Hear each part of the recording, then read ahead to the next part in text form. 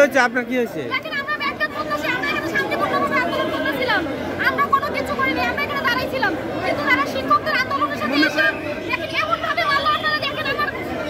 কি বলবো আমাদেরকে, মানে এনারা কাউকেই বুঝতেছে না, প্রশাসন কাউকেই মানতেছে না, আসলে কে আন্দোলন করতে আসছে কে আন্দোলন করতেছে না, যে শান্তিপূর্ণভাবে আছে কে শান্তিপূর্ণভাবে আছে না, আমরা এখানে শান্তিপূর্ণভাবে দাঁড়াইছিলাম, তারা কিভাবে আমরা এখানে দাঁড়াইছিলাম, কিন্তু পুলিশ দেখেন আমার হাতের অবস্থা কি করে দিয়ে চলে গেল। আচ্ছা আপনি কিসের আন্দোলনে আসছিলেন? আমরা হচ্ছে চাকরি করতেছি, মানে 3 বছর ক্ষতিগ্রস্ত মানে 3 বছর করোনায় যে ক্ষতিগ্রস্ত তাদের ব্যাকডেটে আজকে আমাদের সমাবেশ,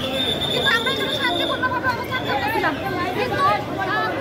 এখানে শান্তিপূর্ণ অবস্থানের মাধ্যমে আমাদের যে টিচারদের হচ্ছে আন্দোলন ছিল এটা আপনারা দেখেছেন, কিন্তু তারপরে আমরা এখানে শান্তিপূর্ণ আন্দোলন করতেছিলাম এবং পুলিশ টিচারদের নেমে আমাদেরকে পিছাইলো। দেখেন দর্শক